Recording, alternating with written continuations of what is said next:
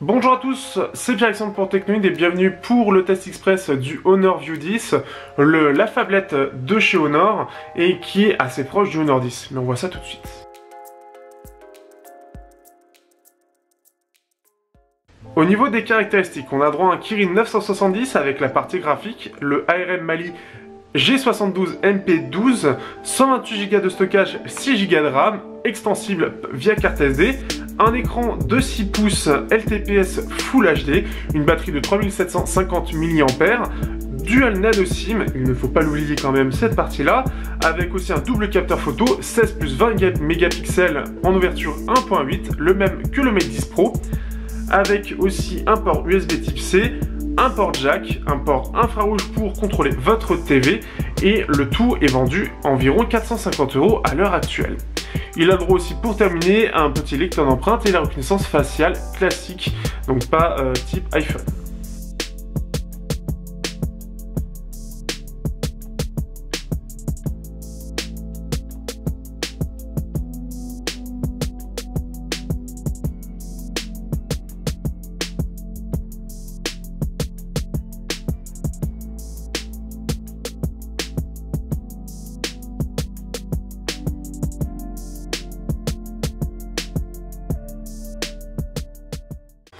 Au niveau du design, on a un design assez classique, cette fois-ci sans encoche, en 18/9e.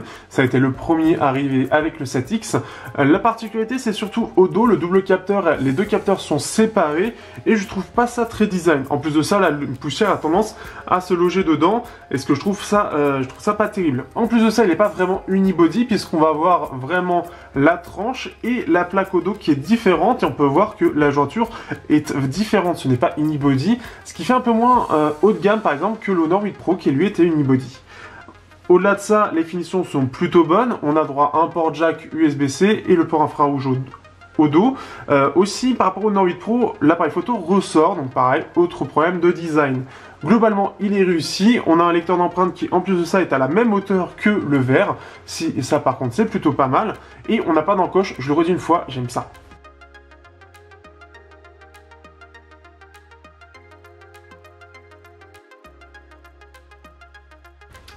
Au niveau de l'écran, on est sur un écran 6 pouces LTPS, donc une variante de l'IPS, en 1080p et 18/9e.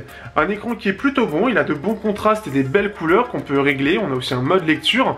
Par contre, mon plus gros souci avec cet écran, c'est surtout la fréquence de rafraîchissement. Donc normalement, c'est du 60 fps qu'on a, et j'ai l'impression que c'est pas tout le temps le cas. Et je sais pas si c'est logiciel et hardware ou hardware, mais en tout cas, l'écran, je pense qu'il n'est pas vraiment à 60 fps. J'ai des doutes en tout cas là-dessus, parce que ça se voit à l'écran sur la surcouche.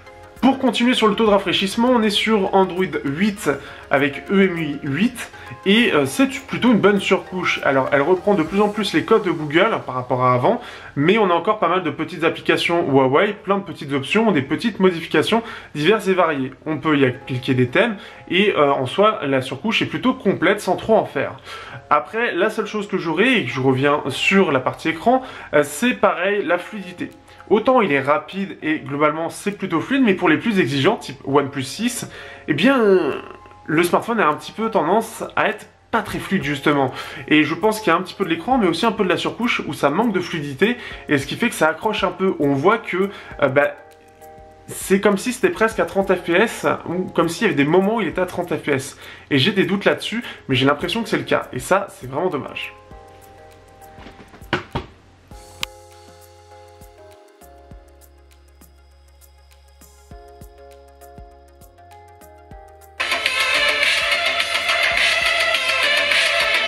Enfin, j'ai l'impression de passer sur un con la caméra, passer pour un con plutôt. Et donc au niveau du son, donc on est sur un double haut-parleur, donc celui-là va accentuer les aigus.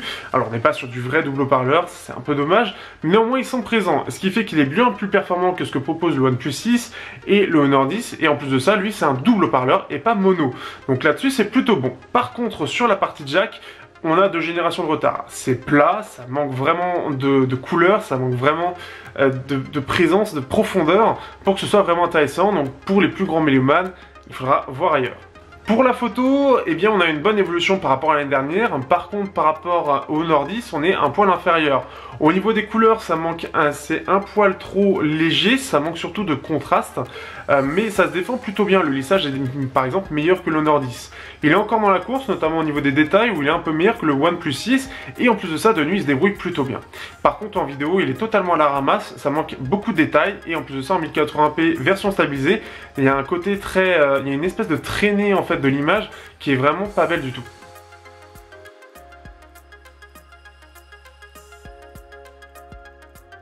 Pour l'autonomie, on a droit à une batterie de 3750 mAh, tout comme le Mate 10, et l'autonomie est plutôt bonne d'ailleurs, puisque on arrive à faire 7-8 heures écran allumé en 4G. On peut faire même plus en Wi-Fi, ce qui est plutôt bon, donc on peut avoisiner les 9 voire 10 heures, donc c'est très bien optimisé là-dessus. Je suppose d'ailleurs que c'est dû à diverses limitations en termes ici d'écran ou de logiciel qui lui permet ça.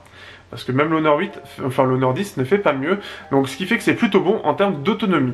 Au niveau des jeux, donc là on se retrouve sur PUBG, donc pour la partie processeur, on est sur le Kirin 970 avec le Mali G72 MP12, et en benchmark pour la partie CPU, on fait du 1900 avec 6700 points sur Geekbench, donc un score plutôt bon mais qui date de l'année dernière.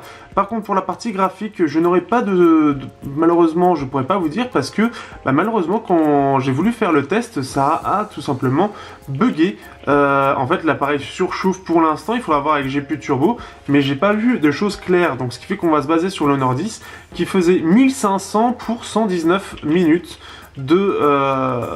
d'autonomie, donc ce qui fait que c'est pas beaucoup, c'est à dire que ça consomme beaucoup, donc une gestion au niveau graphique qui est malheureusement un peu moyenne. Il est plutôt bon. Le problème c'est que en plus de ça, sur PUBG, il a du mal un petit peu à suivre, et en mode élevé et HDR, il a tendance à avoir pas mal de petites saccades, ce qui fait qu'il arrive vraiment pas à suivre.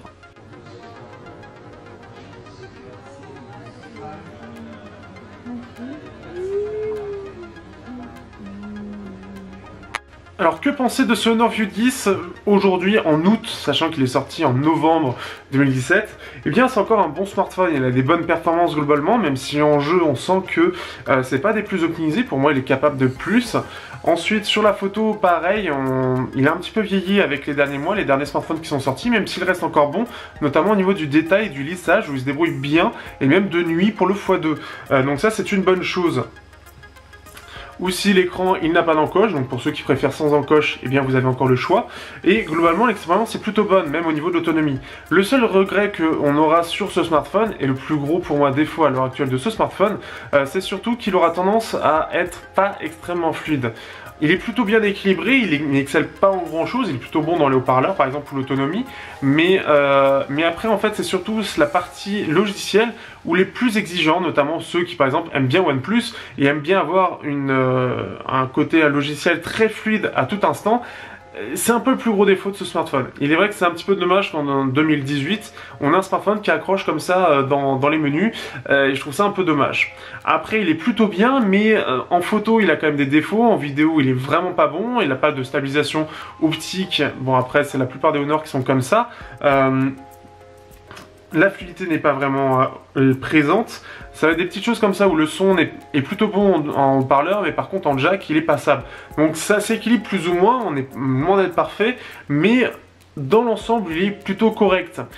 Face à un OnePlus 6, on sent que les 70 € de moins sont compréhensibles, il est moins bien sur plusieurs domaines, et il se défend bien, mais il a quand même de la concurrence. Son plus gros avantage au final, c'est d'avoir du gros stockage, 128 Go, et de la RAM 6 Go, le tout avec de la carte SD et le jack, c'est ce qui différencie le plus avec la concurrence. Mais après, pour le reste, la concurrence est égale, voire mieux, avec des prix qui sont égales ou un poil plus chers. Alors, ce qui fait que j'aurais tendance plus à vous orienter vers le Honor 10 qui règle la plupart des soucis, notamment de fluidité, de photos et de vidéos qui sont meilleures globalement pour déjà ces trois aspects-là. Donc ce qui fait que c'est un petit peu la chose à prendre en compte, ce qui fait que le seul avantage réellement, enfin les deux seuls avantages réellement par rapport au Honor 10, ça va être surtout le fait qu'il sera plus autonome et aussi qu'il a droit au port SD. Globalement le Honor 10 fait mieux sur à peu près tous les domaines, à part la partie puissance. Sur ce, je vous dis à bientôt pour un prochain test sur Technovita.